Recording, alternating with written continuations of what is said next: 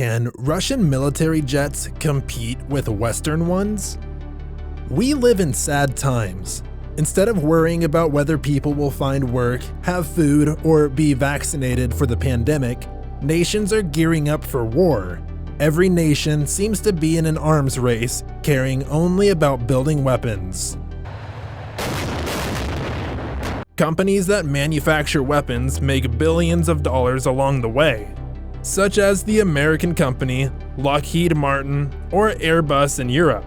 It seems the Ukrainians have been facing a lot of problems with their air defense since Russia started its invasion.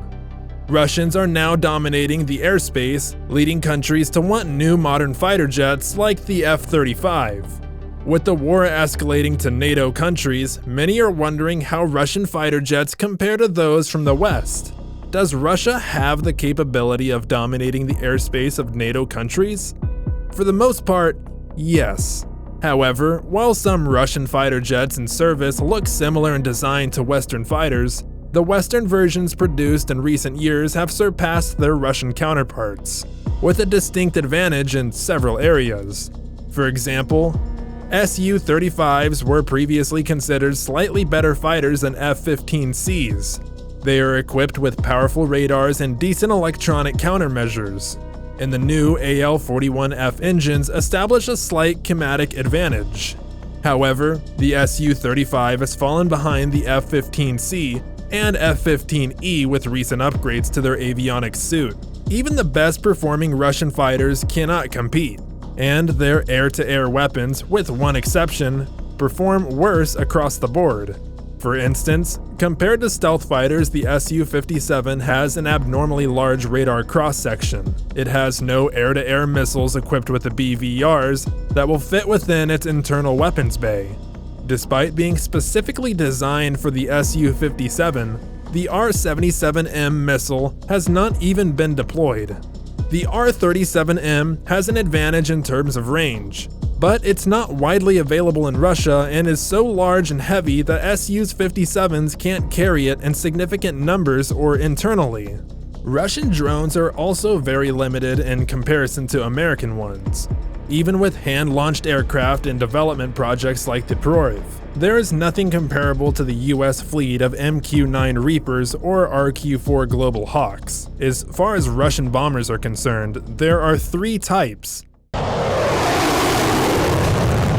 the Tu-95, the Tu-160, and the Tu-22M.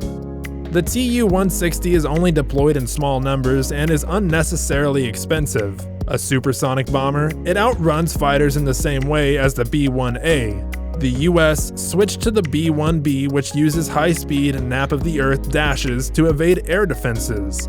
However, the Tu-160 has no such capability.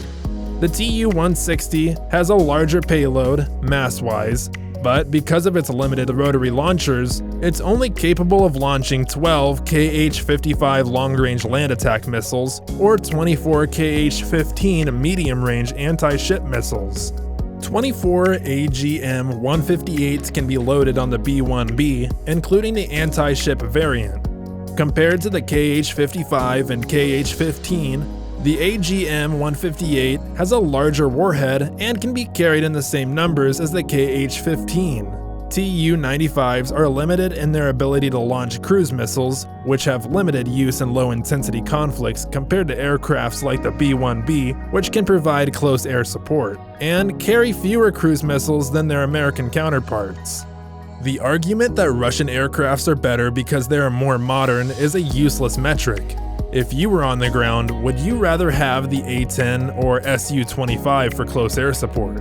The F-15EX is a more modern aircraft than the F-22. Despite this, F-22s remain dominant in airspace against the F-15EX. The latest F-16 variants are also more modern than the F-22, but again, no one would claim the F-16 is a better fighter than the F-22. In addition, aircrafts are continually upgraded, and older equipment is not necessarily worse. On the F-22, the Radar Warner Receiver, or RWR, is sophisticated and is capable of generating its own firing solutions. The F-35, also has an all-aspect RWR. A new EPA-WSS for situational awareness is mounted on the F-15, bringing some of the advanced capabilities of the F-22 and F-35's RWR to the legacy platform, but it still isn't competitive. The AN/APG-77V1, despite being implemented in 2007, is still more capable than the newer radars like the SABR. Although Russia's Su-27 and Su-57 fleets came off the assembly line after the US counterparts did, the US fighters have been upgraded very consistently. In the Su-27 flanker, there is nothing similar to the EPA-WSS. Some people have stated that the F-16 and F-18 have the best radars in the world because they're the most modern. However, if we look at the F-22, it has an RCS of around 0.0001 square meter from certain angles, which was revealed in 2005 before the Paris Air Show in 2009. For all practical purposes, this value is 4 to 5 orders of magnitude lower than legacy factors, which results in a detection range 1/10 that of a fighter like an F-15 or Su-27. Due to its RCS reduction, the Su-57's detection range is reduced, but is still detectable from a standoff range. This means the Su-57 would be detected before an F-22. An F-22 has successfully detected targets more than 320 miles away. Assuming the F-22 can detect a 10 square meter target at 250 miles, the Su-57 can detect between 80 and 140 miles. As a result, the F-22 is not only better at radar warning, but also in engagement, as it can detect well beyond the range of AIM-120's current range of 12 miles. According to many Russian sources, the Su-57's N-036 radar has a range of 250 miles against a 1 square meter target. Even if the N-036 performs better than an AN/APG-77V1, the Raptor would already have launched missiles at the Su-57 by the time the F-22 was spotted. Some attempts have been made to reduce the RCS of the production model Su-57. However, the large SCS of the Sukhoi T-50 only allows the Su-57 to compete with the 4th generation fighters, which have reduced RCS. RCS could not be reduced by more than 2 orders of magnitude with the Su-57's features. The Su-57's detection advantage would still be significant even if its RCS was reduced by 1 or 2 orders of magnitude. For example, if the Su-57's RCS was 0.001 square meters, the F-22 would be detected at 0.56 times the range the Su-57 would be detected at. With the range of BVR missiles increasing to over 100 nautical miles and the detection range against low RCS targets shrinking, being at half the range your opponents can detect will confer a significant advantage. If the detection range between 2 aircrafts is below 100 nautical miles going both ways, the first aircraft to detect the other can instantly shoot off a missile while remaining undetected. The targeted aircraft will eventually have to go defensive and bump speed and/or altitude, putting itself at a disadvantage if it wants to re-engage after defeating the missile, and that's if it isn't simply shot down.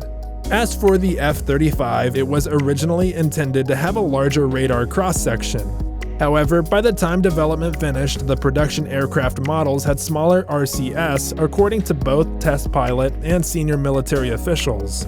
It's pretty clear the Su-57 has a situational awareness disadvantage compared to its main competitors. The Sukhoi T-50 was a pre-production prototype, and starting off with such a massive RCS doesn't provide the R&D team with much leeway in remaining RCS to a competitive level by the time the first production aircraft rolls off the assembly line.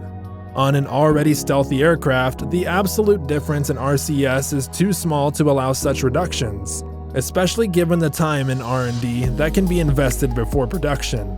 In essence, while the Russian military jets can undoubtedly compete with the Western jets on all fronts, the latter continue to have an advantage over the former in many ways. Russian weaponry has a long way to go before it can actively match up to the quality of its enemy's weaponry. Let us know in the comments what you think, And remember to subscribe for more videos, folks.